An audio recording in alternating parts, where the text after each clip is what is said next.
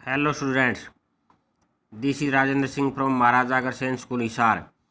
Today we are going to study First Flight, second chapter, Nelson Mandela, Long Walk to Freedom.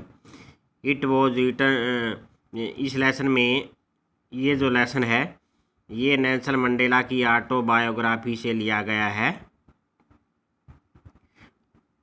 Long walk to freedom, इसमें जो Nelson Mandela है वो पहले black president बने थे south Africa के।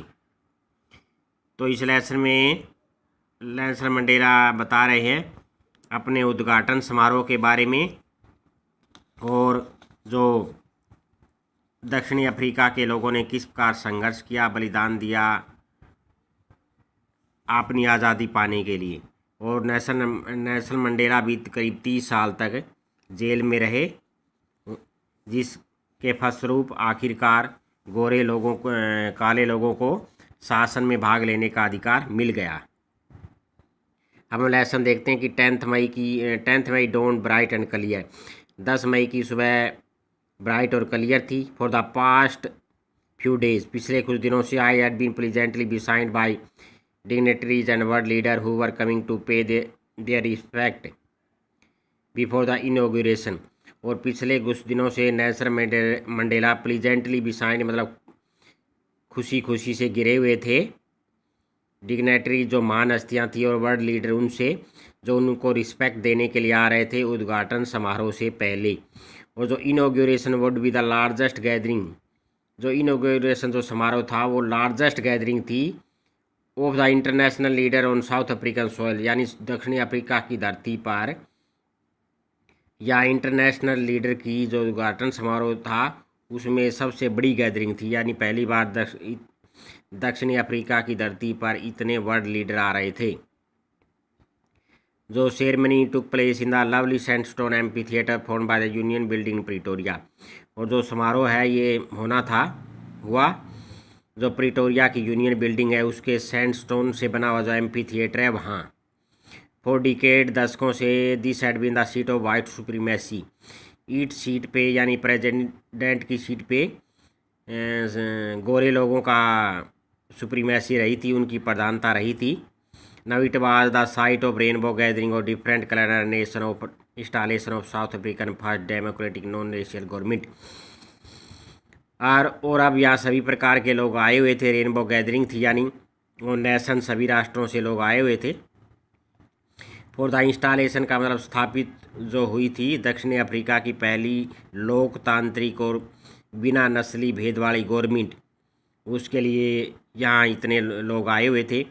On that lovely autumn day, और autumn के उस सुंदर दिन, I was accompanied by my daughter Zenani, मैं अपनी डॉटर जेनानी के साथ था। ऑन द पोडियम मंच में मिस्टर डी क्लार्क ने शपथ ली सेकंड डिप्टी प्रेसिडेंट के रूप में सबसे पहले। और फिर उसके बाद जो थम्बो मवेकी है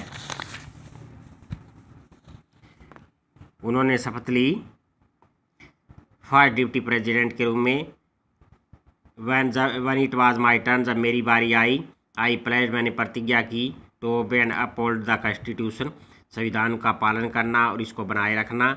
and to devote myself, और अपने आप को समर्पित करना to the well being of the republic and its people, यानी दक्षिणी अफ्रीका के गणतंत्र को और इसके लोगों के प्रति मैंने अपने आप को समर्पित किया और संविधान को का पालन करना और इसको बनाए रखने की मैंने शपथ ली, मतलब प्रतिज्ञा की। To the assembled guest and the watching world I said, जो वहाँ लोग इकट्ठे हुए थे और जो लोग टीवी वगैरह पर देख रहे थे मैंने कहा टुडे और फसा, आज हम सभी बाय आर प्रेजेंस हियर, अपनी उपस्थिति के द्वारा confer glory and hope to the new born liberty, जो दक्षिणी अफ्रीका की जो नई आज़ादी है उसको हम प्रदान करते हैं सम्मान और उम्मीद। Out of